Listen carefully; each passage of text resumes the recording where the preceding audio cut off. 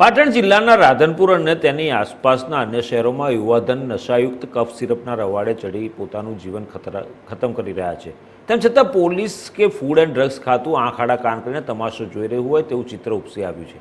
ત્યારે ગામના જાગૃત નાગરિકો દ્વારા યુવાધનને નશાના ખપ્પરમાં હોમાતા રોકી લેવા માટે તંત્ર પાસે ગુહાર લગાવવામાં આવી છે। રાધનપુર શહેરમાં ગલ્લે ગલ્લે વેચાતા પીણાથી યુવાધન અવળા રવાડે ચડી ગયા છે।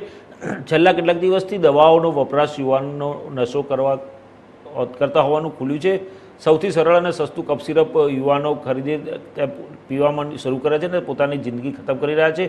નશાના રવાડે ચડી ગયા છે ત્યાં હવે બાળ યુવાધન પણ નશાના રવાડે ચડી રહ્યું એવું પ્રકાશમાં આવ્યું છે। રાધનપુરના કેટલાક વિસ્તારોમાં ચાલતા મેડિકલ સ્ટોર ઉપર ડૉક્ટર્સની પ્રિસ્ક્રિપ્શન વગર નશાકારક સિરપ તથા નશાયુક્ત દવાઓનું વેચાણ કરવામાં આવતું હોય છે। આ પ્રકારની દવા અને સિરપનો ઉપયોગ કરીને કેટલાક ગુનેગારો ગુનાહિત પ્રવૃત્તિઓ કરતા હોય છે તેમજ આજનું યુવાધન આ પ્રકારના નશાઓ કરીને નશાખોરીના રવાડે ચડતા હોય છે અને પોતાના આરોગ્યને જોખમમાં મૂકે છે।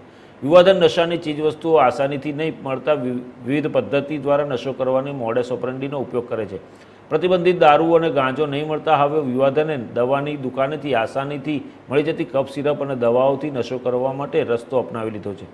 રાધનપુર શહેરમાં યુવાનો ખુલ્લેઆમ વેચાણ થતું કફ સિરપની બોટલોનો નશા માટે ભરપૂર ઉપયોગ કરી રહ્યા છે।